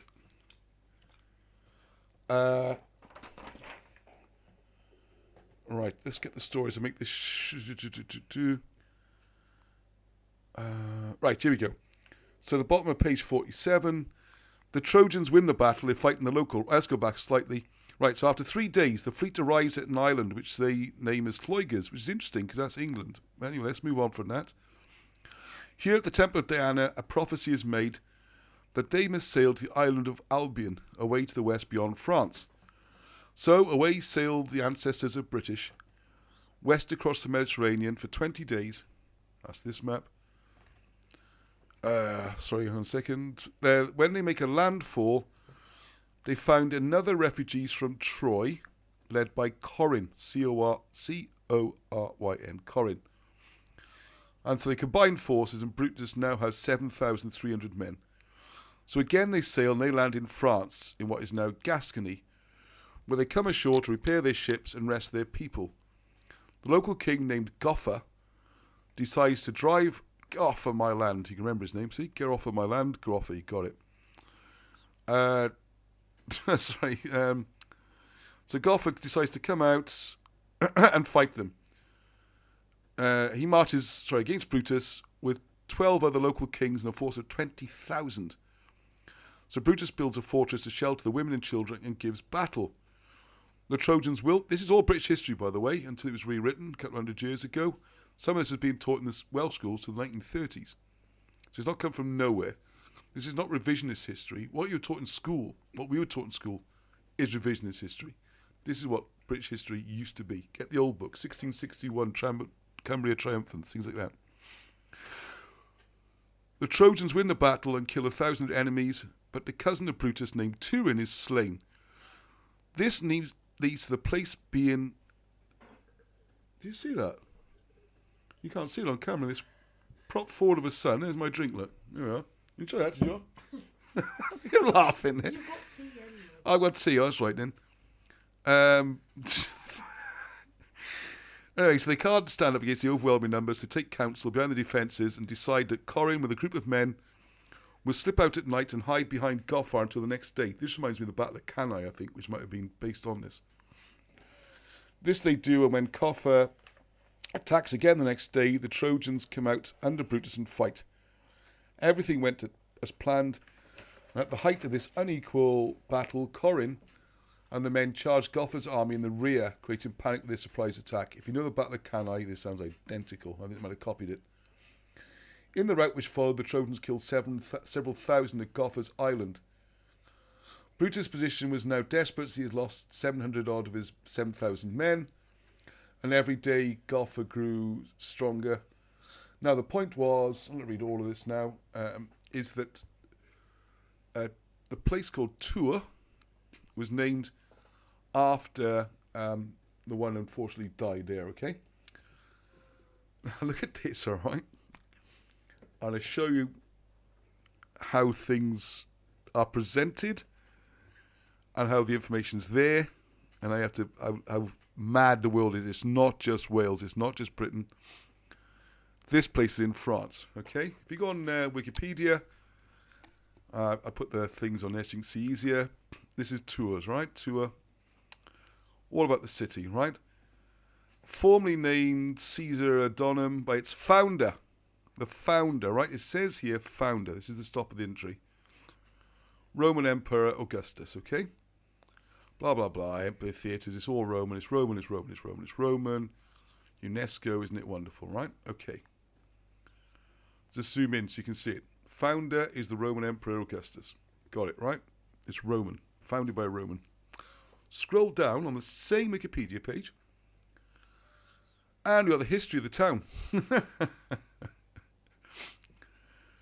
The name evolved in the 4th century from the original Gallic name, Turon, named after the person who died in this battle in the British historical records. Turon. The British histories say the place Tours was forever named after Turon, who died in the battle. There it is. Spelling slightly different. Turyn, Turones, same guy, Turon. So the original name is Turon, named after the founder, but it's Roman. It's bonkers, isn't it? It's absolutely bonkers. What I find interesting about this area as well, though, it's got all these tie-ins with Brittany, Clovis I, which is when the early British Christianity was taken out of France. This is a crucial area, Tours, and I'm going to do more studying about Tours because it's French history, Brittany history. It's not the same as French history. History of Brittany, clue being the name, Brittany, they speak Breton, they speak a Britain language. It's how much this goes back to 500 BC and this migration we're talking about. How much goes back to Clovis when he was basically put up to it by the Roman Church to go and smash the early Christians. Fascinating place. Anyway, must move on. Now, oh, I know why the book isn't here, Trojan War. This is why I put an appendix up as a download, all right? Ooh, Oh, someone's made a donation. Thank you very much. remember. New member. Yes, you can become a member. Support the work. You don't get any official support for any of this. It's a full-time job, all right? Don't make much money. I'll give you a clue. The average YouTube video makes about £2.50. Hopefully more now. I might get to £3, all the new members. It's not quite enough to live on. And we share all the money Wilson and Blackett help me in the old age as well. Right, so Alan, so what we have the situation now. This is weird. Wilson and Blackett's funny. Can you find a copy of Trojan Wars quickly, please? Yeah, we've got Sorry. 192. Oh, there we are. That's how many copies got left. We've almost all sold. You read this, right? So what Wilson and Blackett explain, I better read it out from here now because this makes me laugh a lot, okay? So what he does then is all the clever stuff you have to do, right? And why this one goes there and that one goes there and all this. You can read that yourself, okay? So I'll make the PDF of those pages available. You can buy a copy of the book. Right, this is the fun bit now, okay? So what he talks about then is we do have complete king lists. Remember the original Welsh sources I showed? You've also got the Brutes of England. Have a very, very comprehensive list of kings, or there's one bit they fudge. What we do have, though, if you look at, when we go now? Right, okay, so we cannot rely on the medieval Brutes, because the problem is all the medieval records, they base their work on Griffith. And Griffith, as we've seen, had moved things and got them wrong, right? Because he was trying to fill the wrong history period. And he's moved kings, like I say, from the later periods to the north and from the Roman period, because this explains then why is it considered no British kings during the Roman period, just all Roman emperors. Whereas you can see, they're actually, what Wilson and Blackett point out in their book, Arturius Rex Discovered, no, those supposed Roman emperors, they're British kings, all right? You can see who they were, when they lived, who they were, so where have they gone? Well, they've been shoved back, as explained there. So what Wilson and Blackett does, unpeel all this, and then they've, looking at the charters and the records, they've worked out who fits where, and they've got a complete list of kings which actually matches the Brutes of England, which is quite remarkable in itself. All right, so let's read a bit of this now, okay? Probably gone on too long. There we are. Here we go. We cannot rely on the medieval Brutes, which are a muddle of names. In fact, there's a few we have to move. I'm not going to go through all the details. But the point I want to get to is the king list in chapter 33 shows 35 kings, and there's a couple we have to take out. So what we have then is a list of all the kings. So this is where Wilson and Blackett are genius, and also where, thank you very much, John, where they drive you absolutely mad, because if, like me, you're like, well, where's the list of kings then? Surely we're going to get a list of all the kings, all the way to Brutus, but we don't. What I have done is saying to make this available as, I should be able to download already. Oh, we've got a donation. Thank you very much. Thank you. Lady Lux, thank you very much indeed. That keeps us going. If you look at the back of Trojan War, why is it in here? In this book, you think you're buying a book about the Trojan War, the first couple of 100 pages is going through a lot of the ancient history, including the migrations. And in there is the king's list, which I then added as an appendix. And I think we'll do this as a future show, maybe next week. So if you go to the appendix, there's a download there. You will see the British Colburn alphabet, how that works. I'll take this go on to me a second. British Colburn, how it changes. What else we got in there? There's the migrations map. And then, genealogy of Yestin, up Gulgan, which ties in with, and then you got all the kings, right? And you go all the way back. And the first on the list is Selys, S-E-L-Y-S, which is the British version of Selvain. And then you've got Bruth, B-R-W-T-H. Bruth is the second one. Remember we saw those? Yeah, you got it. They were the last two to appear in the Roman histories. The ancient Roman kings. The last two on there are the first two on the British list. If you download that appendix, you get a full list of all the kings. Yeah, in the Trojan War, of course. This is why it breaks my heart they didn't have an editor, like me, if you like, when they were doing these books back in the day, do it all themselves. And these books, just to warn you, there's not that many left, the big hardback, the big black books. And there's no PDFs. So unless we get volunteers together and retype them and reset them and produce them in this sort of format, which should be nice to do a few of the corrections and slips and add extra information like the King's List and do all that. These hardbacks are going to run out when they run out. Do you know they hand type these, okay? They're a copying machine. I mean, this is the 80s, don't forget, 4 computers and all that. They hand copied the pages and then sent the pages off to get bound and have covers put on. It's a phenomenal achievement. What it means is no PDFs of them. They're hand done. And you can see there's a few slips and errors and things, but they're amazing books. Remarkable. So if you want to order one soon, because we're almost all gone. And it won't get redone in that format. No way, with the faux leather and everything. Right, hopefully a paperback version, but I can't guarantee that, and it'll be years and years, because we've got so many other things to do. But the PDF is available now of this King's List, and it's in the back of this book, Trojan War. What we really need is another book of British history pulling all these things together without making it about 10,000 pages long. Because the plan, by the way, if you're new to this, the overall plan is to reprint all the existing books, add indexes. Indexes, man, they're so important. Thank you, Patricia, again. You work on, there's lots of tables in the back of this, but this is really important. Making an index. There's no good having these amazing reference books if you can't find what's in them. Appendixes, indexes, all the references are done. Man, that took a year or something. I can't remember. It was heartbreaking. I couldn't have done it without Patricia. That was wonderful. And then Marcel helped with the proofing, the spelling, all that kind of stuff. Right, but anyway, so more on ancient kings soon. Might go through that king's list because they're fascinating.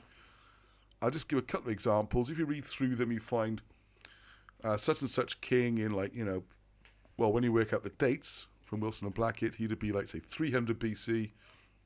He built the first roads. You got a guy in 200 BC, he built the first cities, and this other king introduced agriculture, and this other king did this. It's a complete history of Britain. And you'll see all these things are in place well before the Romans turned up. So in the old question, what the Romans ever did for us, not an awful lot. They used stuff that was already there. Okay, so what we get then, those two kings at the top of the British list match the end of the Roman list. The dates match. If you put them together, it confirms it must have happened about 650 BC, a few generations after the fall of Troy. The kings match up. The problem we have that we're living with today is right from medieval times, for reasons which I love discussing, yes, a little bit away from Wilson and Blackett, but if you go back through some of the live shows, I think I slightly disagree with Alan here. What he's got here is that medieval, only slightly, the outcome is exactly the same. There's no material difference. Medieval scholars took the inaccurate histories of Greece and Rome as true and revised the originally quite accurate British record to bring it in line with classical history. Actually, there's a lot of problems because, well, for one, in doing so, they gave the British history a totally undeserved reputation for inaccuracy, which is double whammy, double down whammy. One, you're saying it's all rubbish and needs correcting, and then in more recent times, you find those corrections are wrong. So now thank you for the donation. Thank you very much. Is that Well, membership then. the Foo Bar? Oh, another member. Yeah, join. And if you join Patreon, and I'm trying to work out a way to do it with the YouTube members as well, you get all the PDFs free. I try and do the Sunday night presentation. I split all these things up as quickly as I can. It's it's double wrong because now it's wrong again because you can see obvious mistakes, which are actually caused by the copying down from the Romans. Where I slightly disagree with Alan, if I dare, I think he'd be alright with this one. He's not always the easiest person, which also didn't help back in the day. I think it's a trail of people they sort of fallen out with. But there you go. How did Richard Hall put it? Me and him are the only two people that could tolerate them. Which, they're wonderful, being grumpy old men and all that, who've just been treated like absolute, beeps for 40 years of hassle and attacks and grief. So you let them off. You got to let them off because they have to be let off because they're geniuses. And no one deserves to be treated the way they've been treated, okay? So Alan's like my second dad to me, all right? That's how close it is. But still, I can disagree on things, okay? And I think a lot of this change discussed in other live shows, it is medieval, but slightly later, and a lot of the rewrite was taken in Renaissance times when this whole false history of the Roman Church was created. I get a lot of this from reading Fomenko, the Russian historians. What amazes me, because I know not everyone's mad. I'm going to say something on me. I think not everyone is. I know some of the big Wilson and Blackett fans don't like the chronology messed around with because I think they're worried that it's going to really mess up the Wilson and Blackett history. But what's remarkable is, to my mind, they go together like hand in glove, because you got Fomenko and all these Russian scholars and everything pulling apart the official narrative and showing what nonsense it is, and changing how the chronology is all being made up. And the more they do that, actually, the methods they use are remarkably similar to Wilson and Blackett, except he does it all in his head because he's like, computer man, whereas they've got teams of mathematicians working it out. They find the same mistakes Wilson and Blackett found. The difference is, the likes of Fomenko and that, they go, this is rubbish, in the bin. Whereas somehow Wilson and Blackett are able to take these face-down jigsaw pieces with no picture and put them back together and build a new picture, which is remarkable. Another new membership? Oh, another new member. That's brilliant. Hi, Isabella Live. Thank you. And they're able to put it all together, and I think the two actually support each other, as does the work of other banned authors like Clemens Beaumont and Waddell and people like that. All taboo, all to be forgotten, okay? So, hang on a second. Yeah, it's the medieval scholars. I think there's a bit more to it than that. But what is interesting is particularly the public schools, which is private education for those in the rest of the world, and why they're called public schools, I have no idea. They don't teach British history. And in fact, none of the British schools teach British history. They teach Greek history and Roman history. Work that out. Why is it the only country in the world that names their ships after foreign heroes? Why do we have our famous ships called things like Hercules and Ajax or Ajax, and where yet we don't really have any battleships called like Meirig or Tudrig, or even from the ancient British mythology? Where's the Red Dragon aircraft carrier, stuff like that? It's also Greeks and Romans we use. Weird, isn't it? So there we go. So what we have, trying to bring things together, put it together. That's the history we should have. All right? Yeah, more fancy graphics. No expense spared this week. These are very nice. Thank you, Arnie. So you got the real kings who are actually in the Roman period. Britain, another big subject, which we talk about a lot. How much of Britain's actually dominated by Romans, or they were kicked out. That's another day, all right? But there were kings during that period, whether they were client kings, allied kings, or they were the ones around the Roman Empire. Fascinating area, my favourite area in many ways. But there you go back to where they should be, here, which is the ones Wilson and Blackett found. You then have the invasion period. These are the really important ones, like Bran the Blessed, Caradoc, the ones who bring in Christianity, the ones who fight the Romans, and then, crucially, we got the first British kings, which go back to 570 BC, and then you got the overlap at the beginning of the British period, overlapping with the end of the Roman kings in Etrusca. So we got our time fixes. What Wilson and Blackett do, if you read all their work, and this is where it starts to get, a massive project, too much for these videos, is when you go through this list of How many kings altogether? I think it's on the next page. Oh, here we go. Oh, better than I thought. So we've got 35 kings there. We've got 6 kings here. And we've got 30 kings there. So what took Wilson and Blackett years to do and put books like this together was to work out and identify. They were trying to identify all the kings. How many we got altogether? 71 kings. Trying to identify all 71 kings. They got nearly all of them, really. I think there might be a couple of gaps, but not many. I haven't checked that. There might be no gaps at all. And you pick people off this list who you then try and cross-reference into other history periods. You'll find some in there. So say you find, let's start from, here we go. So if we call Brutus number 1, I know it's a question Richard Hall asked me, can they go all the way back to Brutus? Yes, they can. So say Brutus is number 1, and king number 8 is, I don't know off the top of my head, whoever king number 8 is. And we find king number 8 is involved in a certain incident, where it's a battle, or he's made a treaty with some other historical character, whatever the event is. If we can then date that other event or that other character, we know roughly when they appear. And this is like the double check. It's like double entry bookkeeping. You not only put your numbers in, but you've got to put them in another way and see if the two match at the end. And that's the clever bit, because you can tie all these kings. They all fit with physical evidence and with other historical sources. And all the British and Welsh sources all cross-reference.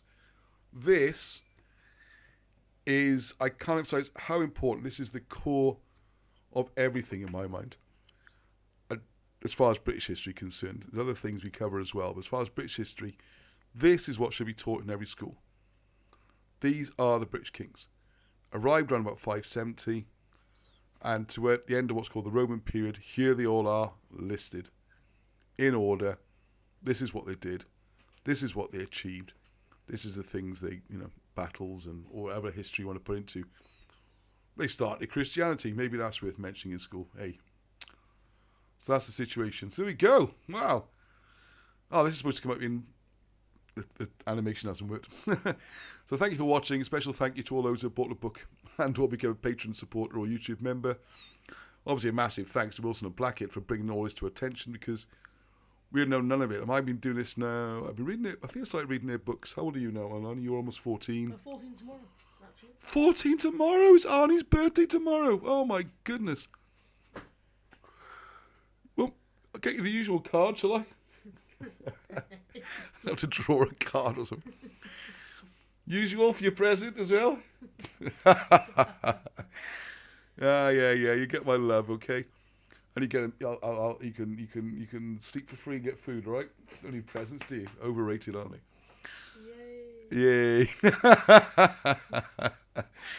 So everyone can wish a happy birthday to Ari tomorrow. He becomes a man tomorrow, 14. There you go. That's it. Off and get a job now.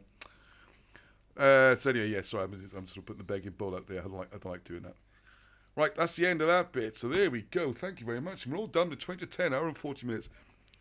Try and make these shows a little bit shorter, I think. Hang on a second. Let's get back to me. So, right, I would really, I cannot emphasize enough, love to see the comments about this. Like, so we've got loads of people online. I would like to do at the end now is just a little read through the comments. And if there's any comments and questions on this, I am all ears, because, well, first of all, what do you think about this? I mean, isn't it? I just think it's brilliant. It's just brilliant. Just absolutely brilliant, I think. And it's those pages, I imagine, I don't know this, but one of the, I'll tell you, just slightly divert slightly. This week has been even more than usual, but one of the best things about doing what I do, which is a complete labour of love, is the number of people, going right back to when we started this, like Lego and people like that, is the number of people who contact me and say, oh my goodness, I read Wilson and Blackett back in the 90s, or I read their stuff 20 years ago and I loved it and it's absolutely fantastic, but I couldn't find anywhere else to go with it. Or I saw it on Rich Planet. I thought, wow, this is amazing. I want to know more. But the books weren't available. There's no obvious place to go, no people to talk to. And this Britain's Hidden History has become a focal point. It's almost like a support group is not meant to be support because people are independent. It's not like that. It's not like patronising or anything. It's a mutual support. It's so nice to know that there are loads of people out there, loads and loads and loads, who've been following this work since the 90s. I would just love to have someone to talk to about it and get together and see the books being made available and this becoming a bigger thing. And that's what we're trying to do, all right? And it's a team effort. We all got to do this, keep spreading the word. And it's just, people are so happy when they find this stuff, and it's great. And so do I, because the books were effectively censored. They were hundreds of pounds if you could find them at all. Right, okay, let's read some comments. Cloud321, another druid, fantastic, great. Oh, I didn't see that one. Oh, That's one from earlier. earlier, yeah, I've gone back a bit now. Billy Elliott, hi, what's the crack? Hi, lads and ladies. Definitely buying the book. Thank you, Ron P. Right, let's look. What we comments in here? Don't spend all in one place. Thank you very much. Maybe I should get Arnie a birthday present. What do you think? Get him a pint. 14 years old, isn't it? Right, what about Troy Cambridge's Troy? Made from Troy Cambridge to London, just down the road. Gary, wherever you're bang on the money there. That's the other Troy, because as you say, London used to be called Troy Noventis, New Troy. Iman Wilkins, we've done. Type in, I don't know, what if you type in Troy or maybe Wilkins in the search? You should find the video about that, because Marshall has done some brilliant work on this. Oh yeah, just type in Troy. Just type in Troy in the search. The one I hope you find is where I have a conversation with Marshall, and she's found where Troy was in Cambridgeshire and located the towers. You got Priam Way. It's very near to Cambridge University. You think they might have noticed, wouldn't you?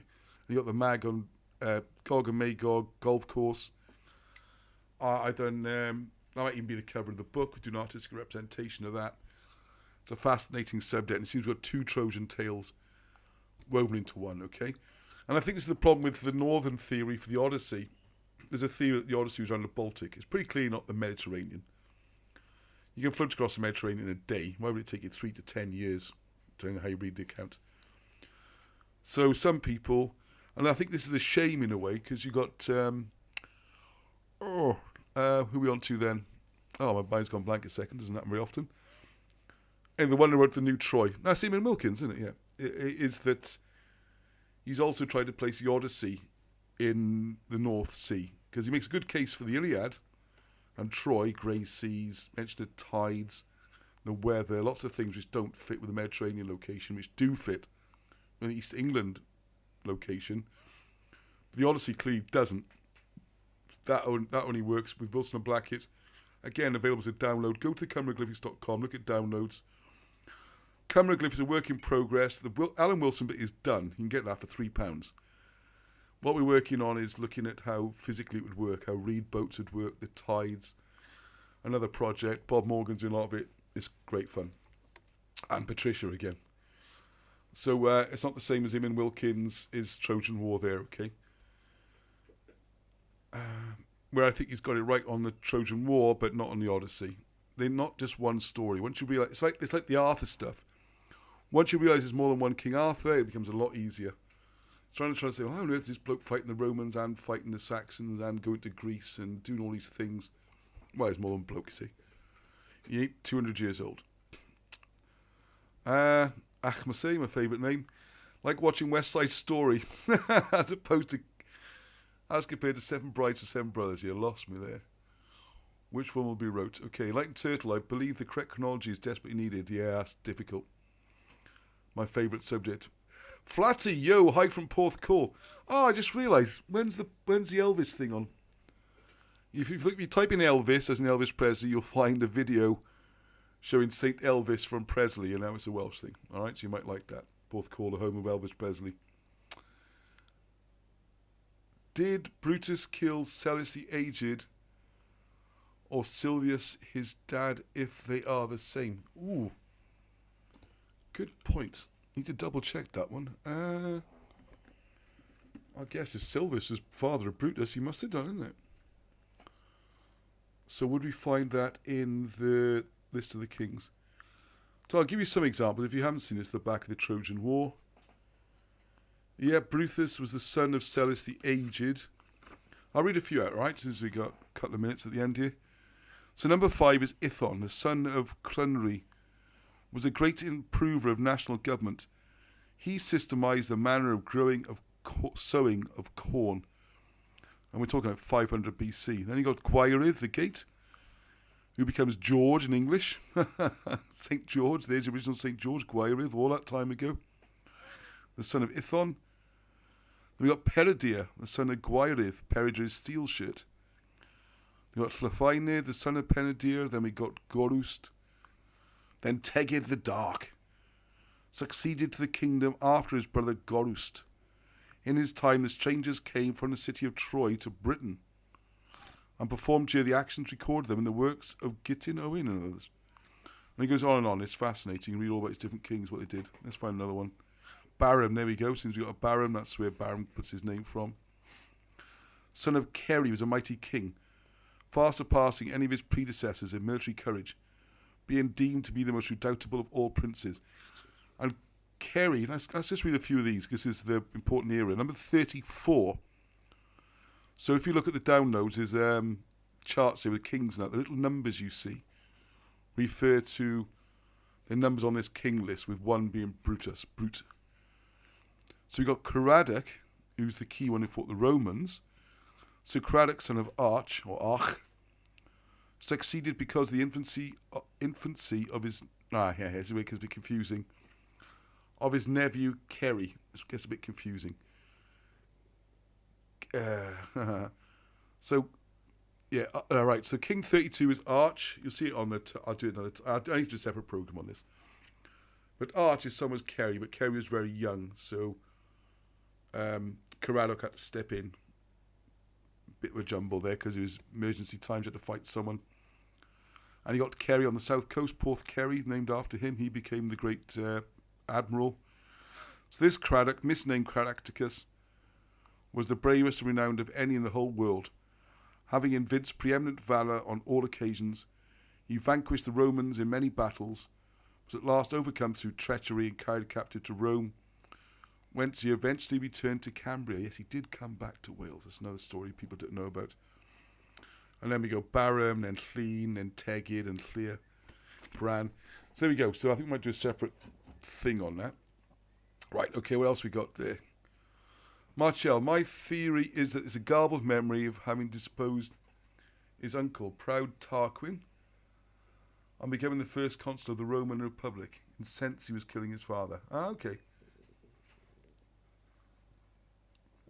Martial's much better on the subject than I am.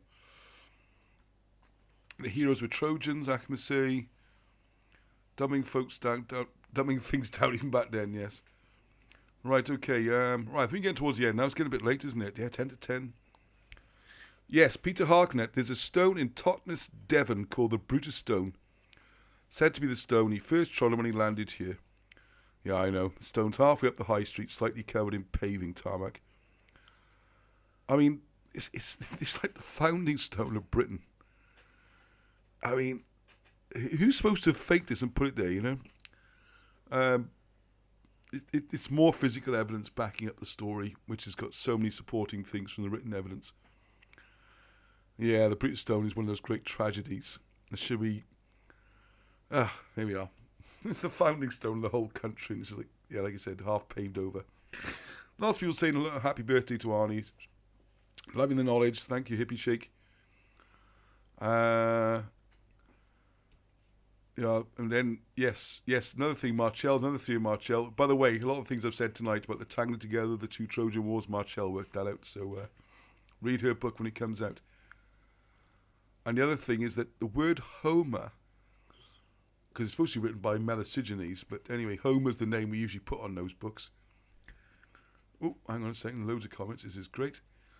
Is that from the etymology work, the word sourcing work that Marchel's doing, Homer could actually be a corruption of Cymru. And the works of the Homer might actually be a Cymru history. Marchel will tell you more about that. I'll check her channel out. David Starkey put me on tilt this morning. I used to know David Starkey. He quite fancied my best friend Phil. We used to work at the LSE where he was. He's getting a hard time now. He said the wrong thing. He's no longer the golden boy, is he? Right, rhythm stick. Rhythm stick. I finally got the joke. I thought it says rhythmistic, but it's not. It's rhythm stick. Oh, sorry. Rhythm stick has been contributing for months and months and months, pretty much from the beginning. Let me say it wrong every single time. Sorry about that. The Trinovantes are punished by the Romans along with their Seni and virtually wiped out. Jethro, been working way through hieroglyphics for a while. I hope you're enjoying it. For a while, that doesn't sound good. Should be able to pick it up quite quickly, I thought. I might do some more videos on hieroglyphics. Wish I spoke Welsh. Yeah, it might help with the syntax. Marcel, the British stone is not a fake. It's been at least 9 feet underground. This is the sad thing about it. It's like an iceberg. We're seeing that much. The rest of it, the enormous stone, is underground. You would think possibly the most important thing in the whole of British history, or the founding stone, shouldn't say most important, it wouldn't be that big a job to excavate, just to have a look, would it? Maybe there's some writing on it. Maybe there's some ancient cauldron. How about them onions? Right, okay, now start wrapping it. Linus, yes, as mentioned in 2 Timothy in the Bible. That's the British Christians. You can see it in your Bible. It's all there, folks. Linus, son of Caradoc. First Bishop of Rome, not Peter. Right, okay. Andrew Whelan. Yeah, good to see you, Andrew. Starkey and Hutch. Hey. I feel sorry for David Starkey, another cancel culture victim. Yes, yes. Yeah, there we go. He's quite a nice, funny bloke, actually. Outrageously gay and camp is quite fair to say. And if you are watching, that would be wonderful, Mr. Starkey. Dave, it's been a long time since we saw each other. Here we are. He was very good fun. Although I wasn't into history particularly then, so I never really bothered talking about this kind of thing. Right, Marshall, hasten to this, my speculation at the moment, but it makes sense as a monolith. The London Stone's wholly below ground. Yeah, these are important things, according to the old mystics anyway. Right, okay. Rich is a font of inspiration, here he is. Hello, John Griffiths, exactly. Yeah, John's doing his great work showing a lot of these old, supposedly Latin texts and that are actually Colburn. And you see more videos from him. Right, Arnie B, you going to play us out? Yeah, okay. I'll get my guitar next week. Anything you'd like, or just... Any requests? It can't just be sort of modern pop music. That's the only problem. We don't listen to a lot of that. Well, I doesn't. This is the good music. And he can follow his own influences later on. Yeah, I got to think of something for his birthday when he's out of the room. Of course, darling, something's planned already. A wonderful array of presents. 10 o'clock on a Sunday, he'd be hopeful, wouldn't he? Can you stand where we can see you, Arnie? He can't quite see you. Come a bit nearer. Come in close. Everyone can see the birthday boy. There we are. All right. Good-looking fella. Gets him from his dad. Okay, so good night to everyone. Love and rockets. And by the way, I've already got videos scheduled in. There's going to be at least 1 or 2 every day. So remember to keep looking. You know, if you subscribe and get notifications, you get a little ping every time one comes up. There's more from Dr. Pigeon. Oh, the one you have to watch is Dr. Pigeon looking at the stones in Margam. And he's using Paleo-Hebrew to work out the stones. They're not in Latin. And it ties in with the Colburn. It's all meshing together very nicely. And lots of other stuff. Okay, so good night to everyone. How old, Arnie? 14. 14. So there we go. Good night, folks. Wow. Loads of comments flying in now, right? It's a bit late for me now. Deal cross there. North Star, everyone. Good night, everyone. That's in Welsh. Right, play us out then, Arnie B. What would you like, then? Rinse him for a Rolex, Arnie. Yeah, like I can afford Rolexes. If you see my watch, 25 quid. Beauty it is. Great. Oh, Richard. Thank you, Richard. Great show. Bye-bye.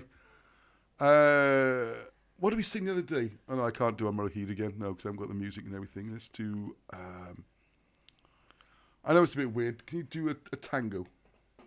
All right, okay. Can you go where you can see you, Arnie? There we go. That's it. Yeah, that's right, yeah. All right. Nothing to do. I mean, I don't know why a tango comes with this. I don't know. I just fancy it. Sounds good. And I'll say goodnight to people. Andrea3073 could be a new name. Put your questions up. Put your comments up. Always happy to give, I won't say answer questions. I can give my view. Gary Taylor, hurry up. I need to watch the playback. I'll be joined late again, Gary. I'm sorry you've been busy. Holistic Media, good night to everyone. A foxtrot, yeah, we'll do some more dances. Oh, Isabella, it's beautiful. Where do you go, those fancy symbols? How do you all that great stuff in the comments? Emojis, Emojis? Oh, thanks, hon. They'll think, yeah, I have to admit, I am become one of those old people. I'm not a boomer, hon. I'm not that old. Go to the Druid chat. Excellent. Have a nice, awesome week, you all, yes. Request song for next week. Can't help falling in love, Elvis. Yeah, I love singing Elvis. And it's got to be about now. The Elvis Festival is as well. It's got to be about now, isn't it? It was this weekend. Yeah, it was this weekend. That's right, because I was in West Wales. I didn't get to go to Porthcawl. That might be why I got stuck in traffic coming back. I was stuck amongst the... Come on, here's one for the funny people out there. Yeah, you like Guna Man. Oh, Guna Mum. I missed the mum. I realised it was Guna Mun. It was a Welsh for man. Guna Mum. What was I going to say? Yeah, Elvis. We can sing Elvis. What's the collective name for Elvises? Because on the way back this afternoon, suddenly the roads just filled up, and I realised now might have been people piling out of Porthcawl. So was it, what do you call collection of Elvises? You kind of a hut of Elvis. A sparkle of Elvises. Elves. It hasn't quite worked, does it? I want a group name, you know? Like the group name is like a curse of academics. I just thought that one. Right. How about a gaggle of Elvi? A gaggle of Elvi. Yeah, it's the plural of Elvis. Elvi. That's another question, yeah. Right, brilliant. So good night to all. Okay. Good night, Gooners, Tuners, and Boomers. Thank you, Emo Cat. Right, hang on. We're going to try and do this right now. Hang on. Which button am I going to press on? Go press 3. 3. Right. Don't make it too hard now. I mean, he's a rugby prop now. He played this morning. He's all tough guy. He can't control his own strength. You know what it's like nowadays. You're a young teenager. You're growing so fast that you just lose track of how big those fists are. Where This they is go. all deliberate. Are you going to show it on the camera? Come on this way a bit. What do you want me to do? Well, you see this great big cleaver you got stuck on the end of your wrists. Yeah, we can't see it coming at the moment 'cause you're off camera. Exactly. You can't see it going. You can't see it coming. Oh, you're learning how to fight dirty. All right, then. North Star Pub. See you. Lots of views in a week. And I'll see you live next Sunday. Take care. Love you all. Heather. That wasn't that bad. Yeah, he didn't smash anything. He didn't break the camera. He didn't break the stand. He didn't hit the window. And it's exactly, look at that. It's like 19 seconds off being 2 hours, which is not planned at all, by the way. It just ends when it ends. Anyway, I'll leave the, what do we do now? I'll leave the comments on for about 10 minutes so you can say goodbye to each other, exchange any information. And I do urge people to get in touch with each other. Don't make it everything comes via me. Do your own thing, get in touch, make groups of friends. I know you're all my friends. I'm going to come through this. And it's a great place to meet people you can have a good chat with about lots of things, not just history. All right, so turn the microphone off. Next time, Heather.